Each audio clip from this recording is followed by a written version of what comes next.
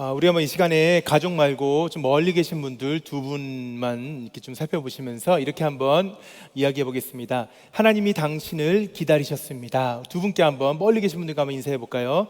하나님이 당신을 기다리셨습니다. 하나님이 당신을 기다리셨습니다. 우리 한 번 더 아까 그분께 다시 한번 인사하겠습니다. 하나님을 꼭 만나고 돌아가시기 바랍니다. 다시 한번 인사하겠습니다. 하나님을 꼭 만나고 돌아가시기를 축복합니다. 같이 한번 기도할까요? 하나님 감사합니다. 우리를 기다리신 주님 앞에 나왔습니다. 그 주님을 만나고 돌아가게 하여 주옵소서. 하나님의 얼굴을 보는 시간 되게 하여 주옵소서. 그 마음을 깨달아 우리의 마음이 주님의 마음으로 변화되는 복된 시간 될 수 있도록 이 시간 역사하여 주시옵소서. 감사하며 이 시간의 주가 되시는 예수님의 이름으로 기도하였습니다. 아멘. 하마터면 열심히 살 뻔했다. 하마터면 열심히 살 뻔했다라는 책이 몇 년 전에 화제가 되었습니다. 자, 우리 표지부터가 예사롭지 않죠? 표지만 보더라도 은혜가 되시는 분들이 계실지 모르겠습니다. 세상의 기준에 맞춰서 최선을 다해서 늘 열심히만 살았던 젊은이가 있었어요. 그 젊은이가 자신의 삶에 분주했던 일상을 멈추고 다시 백수로 돌아가는 용기 있는 결단을 합니다. 그리고 그 자리로 돌아가서 새롭게 바라보게 된 세상의 이야기들을 재미있게 풀어나간 책이에요. 이 저자는 가만히 자기 인생을 보니까 인생이란 것이 꼭 노력한 대로만 되지는 않더라라는 전제를 가지고 책을 시작합니다. 그러면서 헛된 열심으로 살아가고 있는 이 세대와 이 시대를 바라보며 참된 인생의 목적이 무엇이며 의미가 무엇일까를 아주 재미있고 유쾌하게 풀어낸 책이에요. 이 책을 보면서 제 안에 담겨져 있던 열심을 다시 한번 돌아보았던 기억이 있습니다. 나는 과연 무엇을 위해서 살아가고 있는가? 여러분의 열심은 지금 혹시 어디로 향하고 계십니까? 여러분이 만약에 정말 한번 살아보고 싶은 삶의 모습을 택할 수 있다면 그 모습은 어떠한 모습일까요? 열심하면 우리가 빼놓을 수 없는 인물 중에 한 명이 사도 바울 아니겠습니까? 사도 바울은 정말 열심히 살았죠. 최선을 다해 살았던 사람입니다. 그렇게 열심히 달려가던 그의 인생 가운데 잠시 멈춤이 일어나요. 그리고 바울은 이 멈춤을 겪은 후에 편지 한 통을 남깁니다. 우리가 이 편지를 한번 살펴보면서 우리의 삶을 돌아보는 시간이 되었으면 좋겠어요. 바울이 한 교회를 개척했습니다. 그리고 자신의 마음과 사랑을 쏟아 부었어요. 바울이 그 당시에 순회 선교자였기 때문에 한 자리에 오래 머물지 않았어요. 그럼에도 불구하고 이 지역에서만큼은 1년 반이라는 긴 시간을 머물렀습니다. 바로 고린도 교회입니다. 바울이 때가 되어서 그 지역을 떠나게 되었고, 그리고 얼마 지나지 않아서 가슴 아픈 소식이 들려옵니다. 고린도 교회 성도들이 더 이상 바울의 가르침을 따르지 않는다라는 소식이었어요. 그리고 심지어는 바울의 사도직조차도 의심한다라는 이야기가 들려옵니다. 바울이 어떻게 했을까요? 여러 차례 편지를 보냈어요. 자기의 마음을 담은 편지를 보냈습니다. 그런데 한 번, 두 번이 아니었어요. 그럼에도 불구하고 문제가 없어지지 않았고 사람들의 마음이 변화되지 않습니다. 바울의 심정이 어땠을까요? 고린도 후서에서는 바울의 심정을 이렇게 표현합니다. 큰 눌림과 걱정이 있어 많은 눈물로 너희에게 썼노니. 바울이 큰 눌림과 걱정으로 눈물의 편지를 다시 한번 쓰는 일이 일어나요. 그리고 바울의 제자 디도가 이 편지를 가지고 고린도로 떠납니다.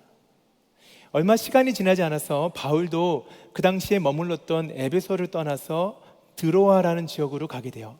그리고 오늘 본문은 거기서부터 시작이 됩니다. 본문 12절, 내가 그리스도의 복음을 위하여 드로아의 이름에 주 안에서 문이 내게 열렸으되. 바울이 왜 갑자기 그 시점에 에베소를 떠나서 드로아를 갔는지 우리가 정확히 알 수는 없습니다. 그런데 분명하게 볼 수 있는 것 하나가 있어요. 바울에게는 흔들리지 않는 목표가 있었다라는 것입니다. 그리스도의 복음을 전하는 거예요. 시간이 지나고 장소가 바뀌어도 언제나 이렇게 한결같은 신실함을 정말 배우고 싶다는 생각을 종종 하게 되죠. 여러분, 우리의 모습은 어떻습니까? 여러분의 모습은 어떻습니까? C.S. 루이스가 쓴 영광의 무게라는 책에서 이런 이야기를 합니다. 하나님의 임재에 들어설 때면 나는 거기서 행여 무슨 일이 벌어져 나중에 평범한 삶으로 돌아갈 때 견딜 수 없이 불편해질까 봐 심히 두렵다. 괜히 엉겁결에 결심했다가 결국 후회하고 싶지는 않다. 아침을 먹고 나면 분명히 생각이 확 달라질 테니 말이다. 여러분들이 훈련이 신청하기 전에 늘 이런 마음 아닙니까? 괜히 신청했다가 나중에 후회할까 봐 신청 못하고 계신 분들이 계시죠. 지금 이 시간에도. 여러분, 이게 우리의 모습 아니겠습니까? 저와 여러분의 모습 아니겠습니까? 그런데 바울의 모습은 달랐다는 거예요. 우리는 언제나 하나님을 믿고 하나님을 섬기고 싶어요. 그러나 올인을 하고자 하면 왠지 모르게 마음 가운데 부담감이 있고 불안함이 생기지 않아요? 근데 바울은 그렇지가 않았다는 것입니다. 영어 표현 가운데 walk the talk이라는 표현이 있죠. 언행일치라는 뜻입니다. 이게 바로 바울의 삶이었어요.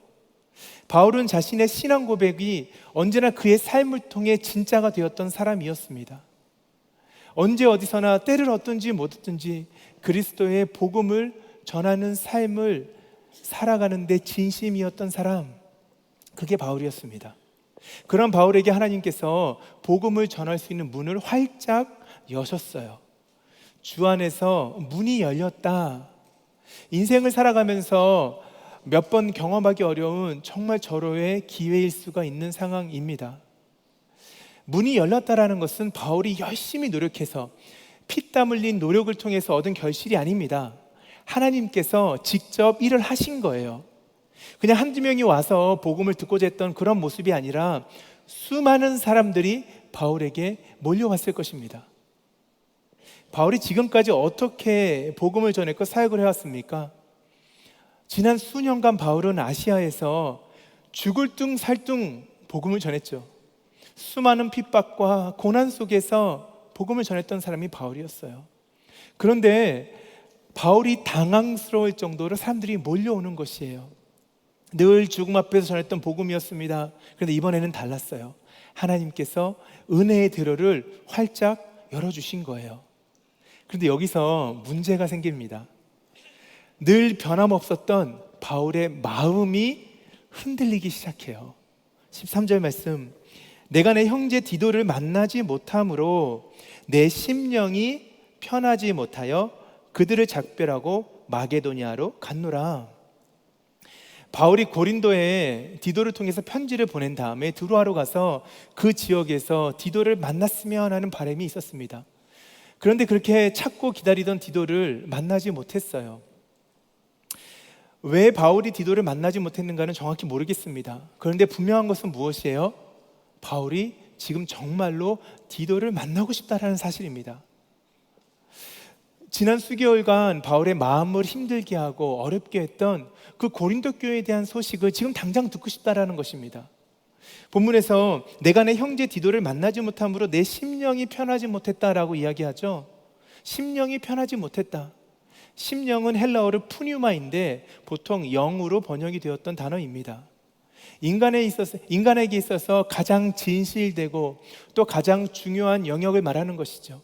바울의 영혼조차 흔들렸다는 것입니다. 얼마나 그가 극심한 내적 갈등과 심적인 어려움을 겪고 있는가를 우리가 분명히 알 수 있는 장면이죠. 바울이 의외의 모습을 보입니다. 마치 바닷물이 이렇게 밀려드는 것처럼 바울의 마음 가운데 실망과 낙심이 밀려들기 시작했습니다. 그것이 막 차오르기 시작했다라는 것이에요. 고린도 교회에 대해서 생각만 해도 늘 노심초사했던 바울이 디도를 만나지 못함으로 인하여서 그의 마음이 한순간에 무너져 버렸다는 것이에요. 바울이 어떻게 행동을 합니까? 그들을 작별하고 마게도니아로 갔노라. 드로아를 떠나서 마게도니아로 가버렸어요. 여러분, 바울이 어떤 사람이었다고요? 죽음의 위협도 피하지 않고 복음을 전했던 사람 아니었습니까? 때를 얻든지 못 얻든지 그리스도의 복음을 전하는 것, 자신의 삶을 다 던졌던 사람 아니었습니까? 그랬던 바울이 지금 복음을 듣기 위해서 수많은 사람들이 이렇게 모여 있는데 이 자리를 떠났다라는 거예요. 원어 성경을 보면 복음의 문이 열려 있는 상태에서 아직 문이 닫히기 전에 바울이 그 자리를 떠났다라고 이야기를 합니다. 여러분, 이러한 바울의 모습이 익숙하십니까? 바울의 망가진 마음이 느껴지시나요? 우리가 우리 삶을 살아가면서도 이럴 때가 종종 있지 않습니까? 하나님께서 지금 가고 있는 그 길이 맞는 길이야 라고 말씀하세요. 지금 내가 있는 그 자리가 맞는 자리야 라고 말씀하세요. 그런데 어느 순간 우리의 마음이 종이장처럼 찢어져 버릴 때가 있지 않습니까? 지금까지 잘 버텨왔는데, 지금까지 잘 견뎌왔는데, 내 마음과 생각을 지키며 한 걸음 한 걸음 뚜벅뚜벅 걸어왔는데 갑자기 날라온 조그만 돌멩이 하나 때문에 우리의 마음이 흙탕물처럼 변해버릴 때가 있지 않습니까? 예전 같았으면은 이 정도는 아무것도 아니야, 뭐 이런 거 지금 한두 번 겪는 것도 아니잖아 라고 생각하면서 넘길 수 있었던 문제들이었는데 갑자기 이번에만큼은 우리의 마음 가운데 지워지지 않는 상처가 될 때가 있지 않냐라는 거예요.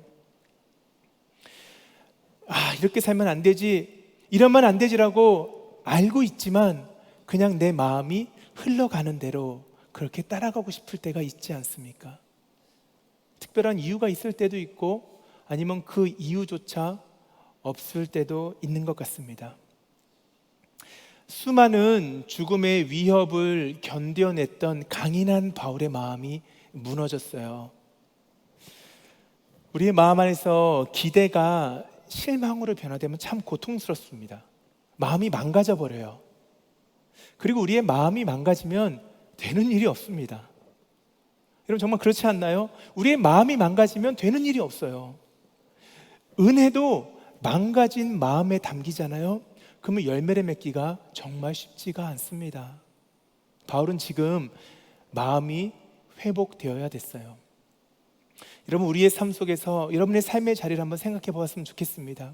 여러분, 자녀를 키우시는 분들, 자녀를 키우는 자리에서, 부모를 모시는 분들은 부모님을 공양하고 부모님을 모시는 그 자리에서, 또 육신의 약함을 갖고 계신 분들은 육신의 약함으로 씨름하는 그 자리에서, 경제적인 어려움과 신분의 어려움과 직장에서의 어려움과 그리고 심지어는 교회 사역 현장에서 우리의 마음이 망가져서 은혜를 담아내지 못하는 순간, 바로 그 모습이 본문에서의 바울의 모습이고 어쩌면 오늘 우리의 모습일지 모르겠습니다. 이러한 자리에서 바울이 좀 엉뚱한 고백을 합니다. 14절 말씀, 항상 우리를 그리스도 안에서 이기게 하시고 우리로 말미암아 각 처에서 그리스도를 아는 냄새를 나타내시는 하나님께 감사하노라. 바울이 갑자기 하나님 앞에 감사하고 있어요. 하나님을 갑자기 찬양합니다. 여러분, 우리 12절과 13절과 14절로 이어지는 바울의 고백이 쉽게 이해가 되십니까? 본문 14절은 전체 문맥과는 조금 맞지 않는 장면처럼 느껴질 수 있어요.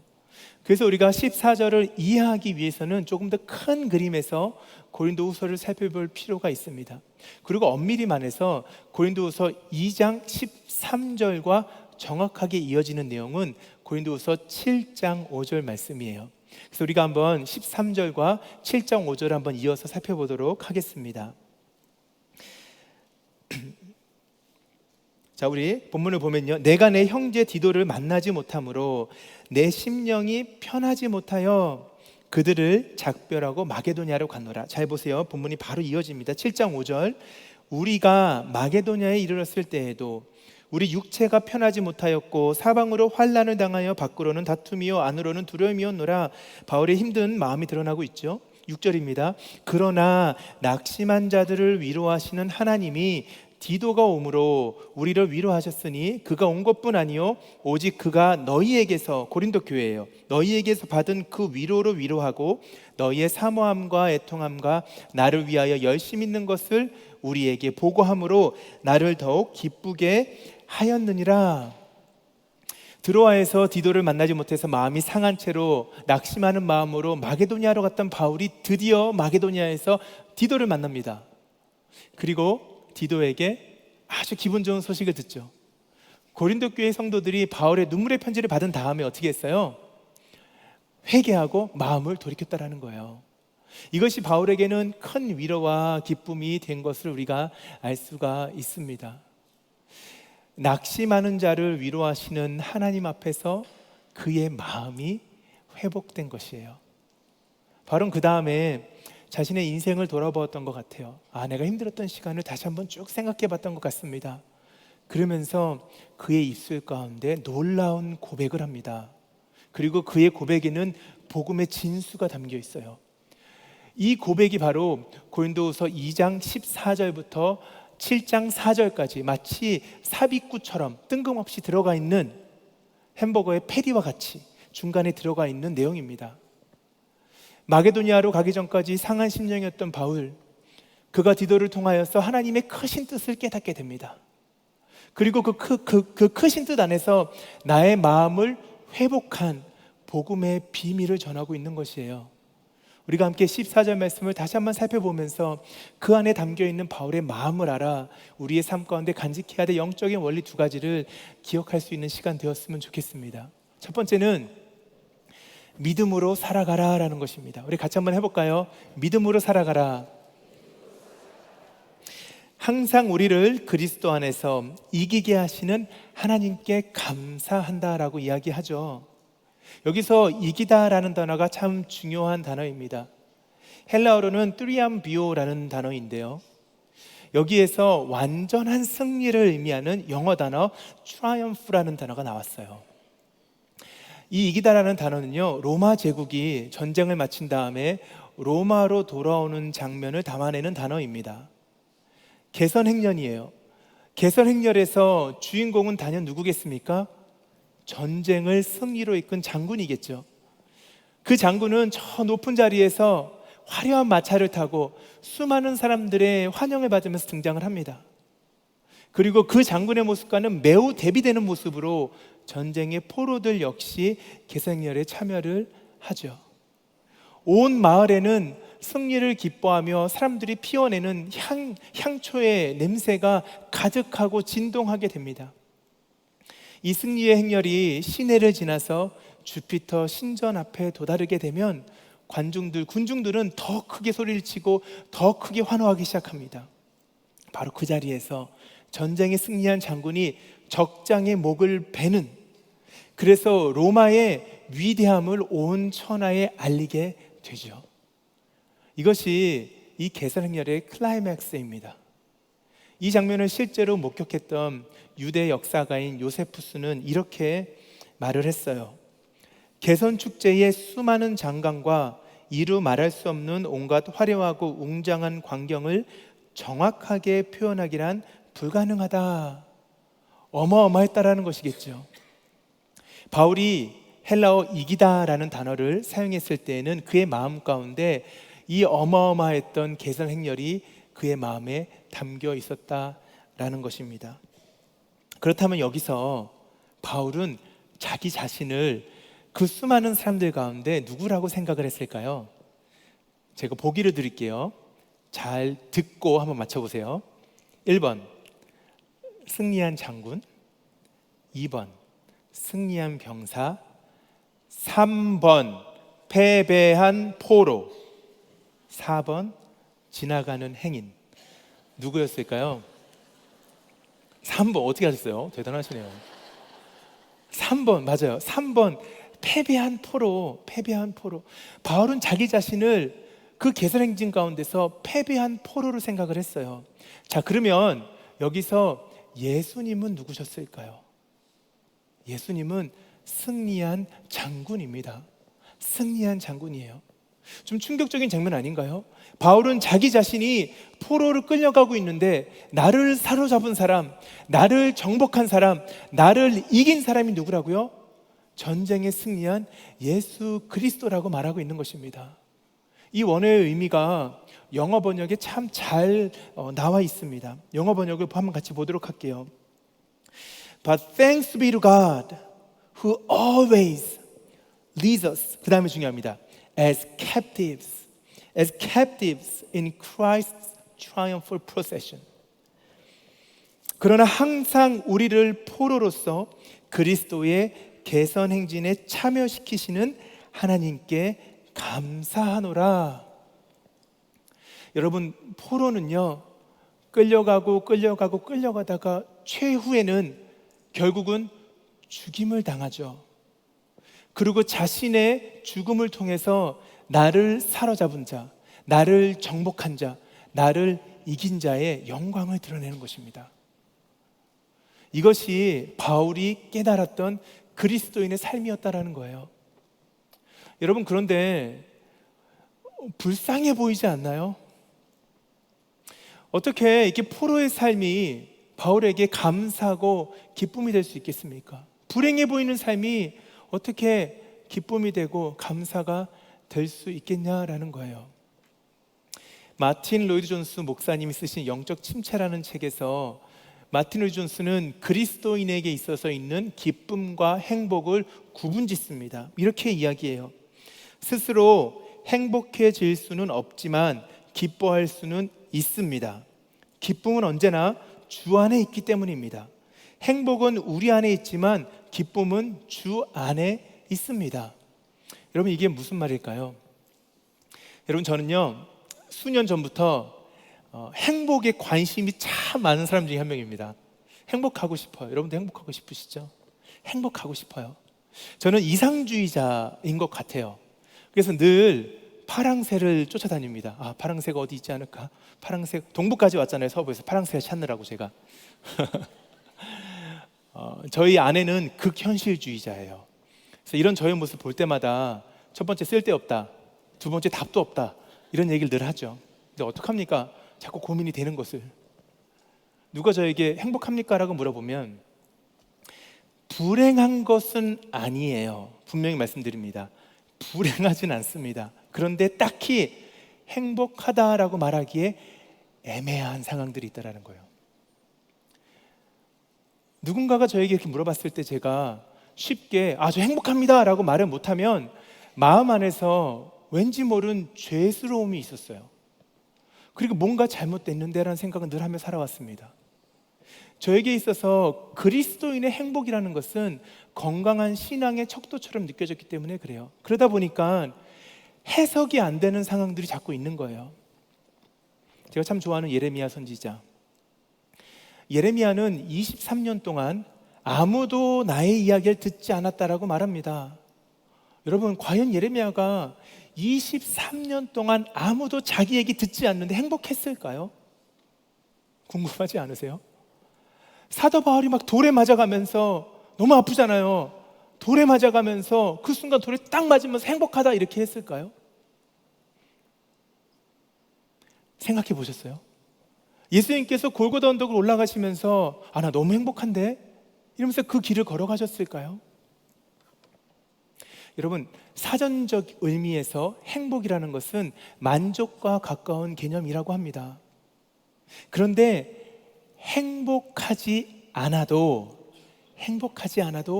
기뻐할 수 있다는 것이 책에서 말하는 거거든요. 행복하지 않아도 기뻐할 수 있다는 것이 제 마음에 콱 와닿았어요. 공감이 되더라고요. 불만족스러운 상황에서도 기뻐할 수 있다는 거예요.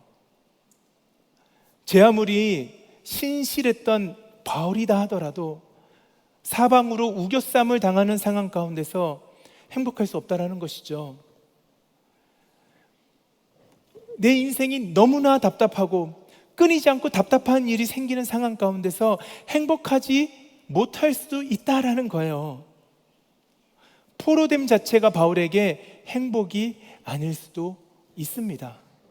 자, 그런데 그럼에도 불구하고 그러한 상황 가운데서 여전히 기뻐하는 것이 그리스도인이다라는 거예요. 왜냐하면 예수님께서 계시기 때문에 그렇습니다. 보다 정확히는 우리를 포로로 잡으신 예수님을 믿기 때문에 그래요. 아무리 힘든 상황에서도, 아무리 어려운 상황에서도, 아무리 답답한 상황에서도 나를 이기신, 나를 정복하신, 나를 사로잡으신 그 예수 그리스도께서 나의 모든 상황을 이기고 정복하시고 사로잡으실 것을 믿기 때문에 우리는 기뻐할 수 있다라는 것입니다. 그것이 신앙인의 고백인 줄로 믿습니다. 우리의 삶은요, 깨지기 쉬운 질그릇 같습니다. 포로의 삶은 더 그렇죠. 연약하잖아요. 그래서 어쩌면 우리처럼 깨지기 쉬운 인생을 살아가는 사람들은 정말 믿음으로 우리의 삶을 살아내야 되는 줄로 믿어요. 깨진다라는 것은 아픔이죠. 아픔은 마음을 멍들게 합니다. 어쩌면 우리는 포로로 살아가는 이 땅에서의 시간을 늘 어디 한 구석에는, 어디 한쪽에는 멍이 든 채로 살아가고 있을지도 모릅니다. 육신적으로 말하기에, 세상적으로 말하기에는 아내가 정말 행복해 라고 말하기에 힘든 상황을 매일 마주할 수도 있고 오래 마주할 수도 있습니다. 그럼에도 불구하고 그 자리에서 예수님이 계시기 때문에 기뻐할 수 있는 줄로 믿어요. 그 자리에서 감사할 수 있습니다. 저희 집에 걸려있는 액자 중에 이게 있어요. I trust the next chapter because I know the author. 감동이 없으신가요? 성경은 아닌데 너무 성경적이지 않나요? 하루에도 여러 번씩 오가면서 보면서 맨날 은혜를 받아요. 사도 바울이 디도를 만나고 그의 고백이 저렇게 바뀌지 않았을까요? Because I know the author. 여러분, 혹시 힘드십니까? 여러분 삶 가운데 어려움이 있으신가요? 사방이 막혀있는 우겨쌈을 당하고 계시는 것 같으세요? 답답하신가요? 불행하다고 느껴지십니까? 왜 내 인생만, 왜 우리 가족만 이렇게 어려운 시간을 겪어야 되나라고 생각하고 계십니까? 만약에 그런 분들이 계시다라면 오늘 우리 함께 우리의 손에 들려져 있는 펜을 한번 내려놓아 봅시다.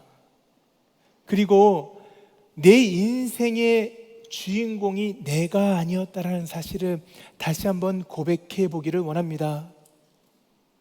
그리고 여러분을 사랑과 은혜로 포로 삼으신 그 예수 그리스도를 믿으시기를 축복합니다. 그리고 더 나아가서 예수께서 써내려가실 여러분과 여러분의 가정의 다음 챕터를 기대하시기 바랍니다. 예수님이 주인공 된 인생은요, 예수님이 주인공 된 이야기는 언제나 해피엔딩이에요. 언제나 이기는 이야기인 줄로 믿습니다. 포로는 오늘 나를 사로잡으신 예수 그리스도께서 모든 상황에서 최종 승리자이심을 믿으며 살아가는 사람입니다. 여러분과 저의 삶 가운데 믿음으로 살아내는 은혜가 임하기를 주의 이름으로 축복합니다. 두 번째로 본문 가운데 바울이 전하기 원하는 것은 위대하게 살아가라예요. 같이 한번 해보겠습니다. 위대하게 살아가라. 항상 우리로 말미암아 각 처에서 그리스도를 아는 냄새를 나타나게 하시는 하나님께 감사한다라고 말하죠. 바울이 그리고 있는 개선행진에서 또 하나 빼놓을 수 없는 장면이 온 마을을 뒤덮고 있는 향내였습니다. 길거리를 가득 메운 군중들은요, 집에 있던 향초를 갖고 와서 향차를 태우면서 흔들어댔어요. 향수를 뿌리면서 승리의 기쁨을 만끽했다는 거예요. 너무나 강한 향내가 났겠죠. 길 가는 사람들도 멈춰 세웠을 것입니다. 아무 관심 없이 집에 있던 사람들도 끄집어낼 만한 강력한 초대가 되지 않았을까 싶어요. 바울은 이것을 그리스도를 아는 냄새라는 재미난 표현에 담아내고 있습니다. 그리스도를 아는 지식이고 그리스도에 관한 지식이라고 이야기할 수도 있어요. 포로의 입장에서 생각해 보면 더 희한하고 재미난 표현이 될 수가 있을 것 같습니다. 포로는 아무것도 할 수 없는 존재잖아요. 오늘 개선행진에서 등장하고 있는 포로는요, 역설적입니다.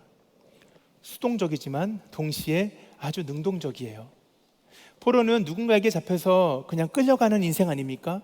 계속 끌려가잖아요.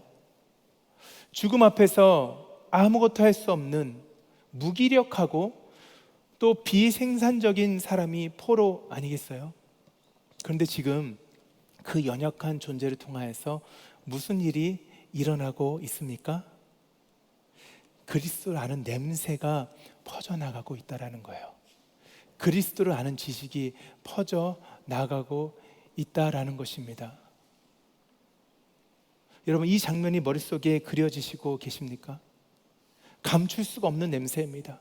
담장을 넘고 또 담장을 넘어서 온 마을을 뒤덮었던 그 승리의 향기처럼 그리스도를 아는 냄새가 포로된 자가 있는 곳마다 퍼져나가고 있다는 거예요. 그래서 바울은 이러한 고백을 하는 것이에요. 여러분들, 바울이 포로의 입장에서 고백했다고 생각하면 잘 들어보시기 바랍니다. 나에게 이르시기를 내 은혜가 내게 족하도다. 이는 내 능력이 약한 데서 온전하여짐이라 하신지라. 그러므로 도리어 크게 기뻐함으로 나의 여러 약한 것들에 대하여 자랑하리니 이는 그리스도의 능력이 내게 머물게 하려 함이라.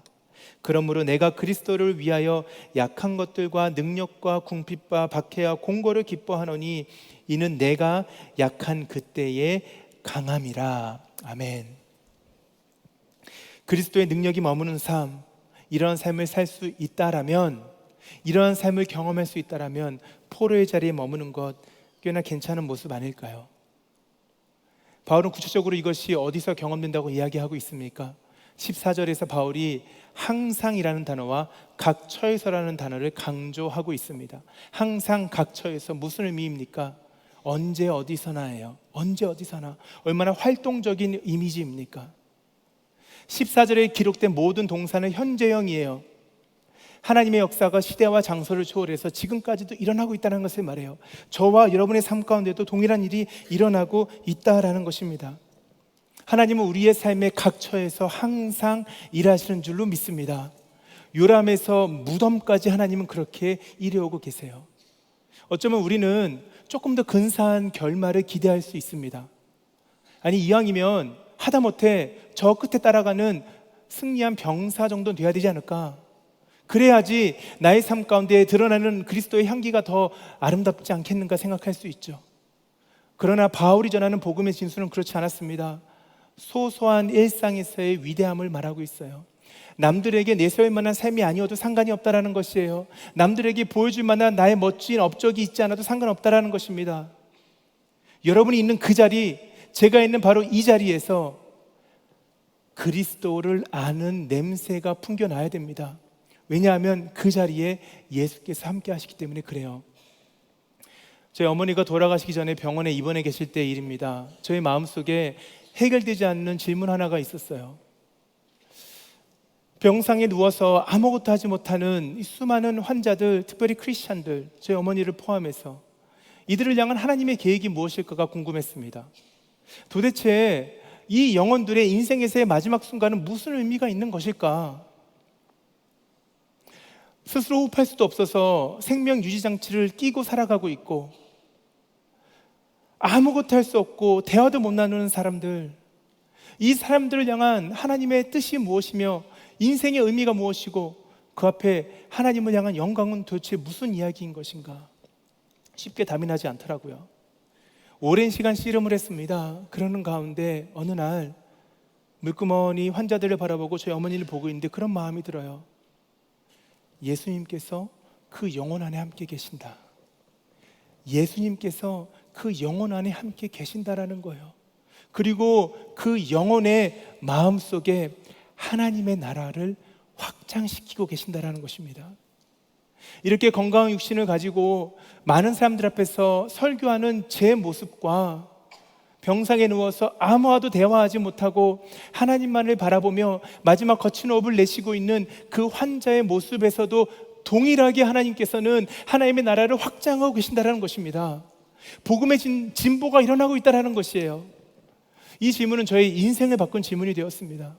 한 영혼의 마음속에 담겨있는 우주보다 큰 하나님의 나라가 얼마나 아름다웠는지 몰라요. 인생에서의 마지막 시간, 그냥 버려지는 시간이라 생각했습니다. 근데 제가 틀렸더라고요. 불쌍해 보였던 환자의 모습 가운데 하나님의 보이지 않는 나라가 끊임없이 확장되는 것을 깨닫고 나니까 그 영혼들이 더 이상 불쌍하지 않더라고요. 그들은 여전히 주 예수께 받은 사명, 하나님의 은혜의 보급을 전하는 일에 자신들의 목숨조차 아깝게 여기고 있지 않았기 때문에 그렇습니다. 마지막 순간까지 그 한 영혼 한 영혼은 사명자였습니다.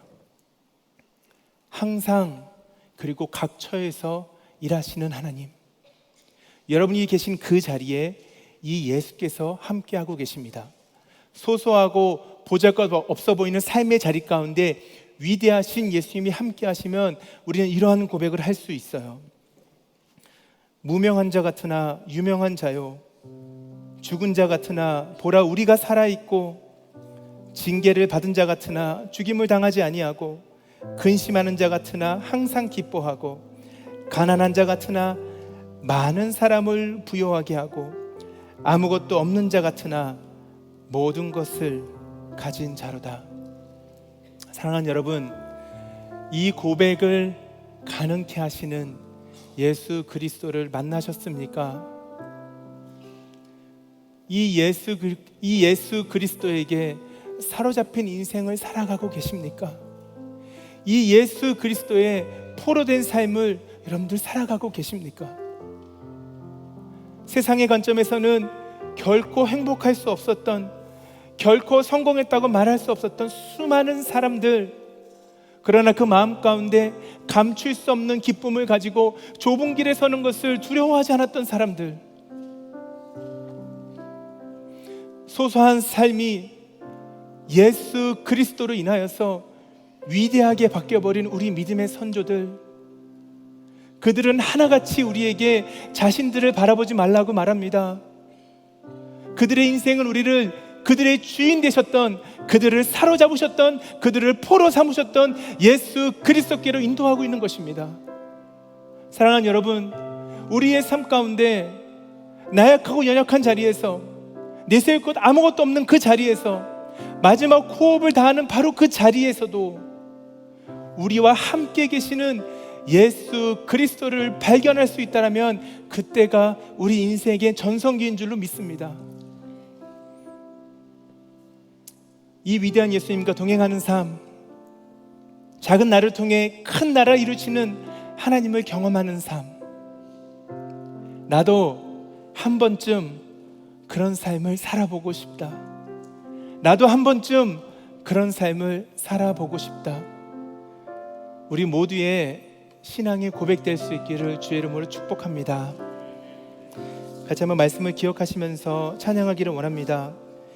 찬양의 가사를 우리의 삶의 고백으로 담았으면 좋겠고 마음에 새겼으면 좋겠어요. 나의 평생에 가장 복된 일은 내가 예수님을 만난 것이라.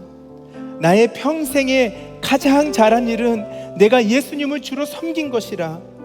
세상 살 동안 내가 걷는 길이 때로는 험하여도 넘어질 때에도 주의 강한 손이 나를 붙드시니 나는 예수님을 주로 섬기며 살아가리라. 나는 주를 섬기는 것을 후회하지 않습니다. 내가 걸어온 모든 시간 주의 것이니 앞으로 주만 섬기며 살아가게 하여 주옵소서. 다 같이 자리에서 한번 일어나서 우리의 마음의 고백을 담아서 하나님 앞에 올려드리도록 하겠습니다. 나의 평생에 가장 복된 일은 내가 예수님을 만난 것이라. 나의 평생에 가장 잘한 일은 내가 예수님을 주로 섬긴 것이라. 이 세상 살 동안 내가 걷는 길이 때론 험하여서 넘어질 때도 주의 강한 손이 나를 붙드시니 나는 예수님만 주로 섬기며 살리. 아멘. 나는 주를 섬기는 것에 후회가 없습니다.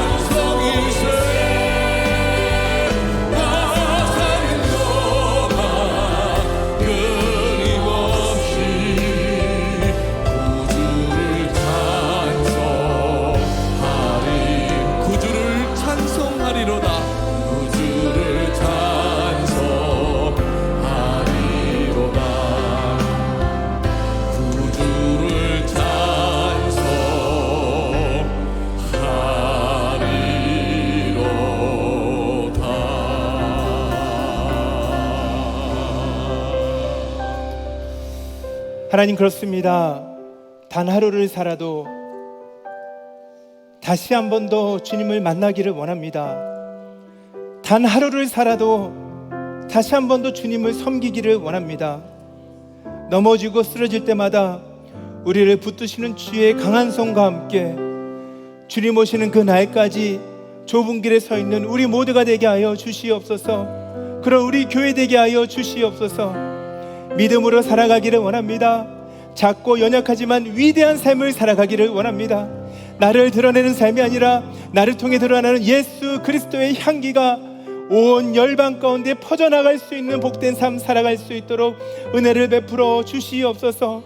특별히 이 시간에 육신의 약함으로 인하여서 마지막 호흡을 하나님 거치게 내쉬고 있는 영혼들이 함께하고 있습니까? 하나님, 그 영혼의 심령 가운데 하나님의 나라가 임하게 하여 주시옵소서.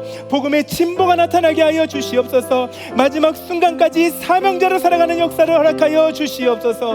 하나님, 세상 가운데 우리가 패장변으로 살지 않게 하여 주시고 승전가를 울리며 다시 만났을 때에 우리의 인생 가운데 함께 하신 하나님을 증거할 수 있는 복된 교회가 될 수 있도록 주님 축복하여 주시옵소서. 감사를 드리오며 우리의 삶의 주가 되시는, 우리의 삶의 정복자가 되시는 예수 그리스도의 이름으로 기도하였습니다. 아멘. 주 예수 그리스도의 은혜와 하나님의 사랑과 성령님의 교통하심이 믿음으로 살아가기를 간절히 소원하는, 위대한 삶을 살아가기를 간절히 기도하는 살아가는 주의 건속들 머리머리 위에, 삶의 터전 위에 이제부터 영원토록 함께 있을지어다. 아멘.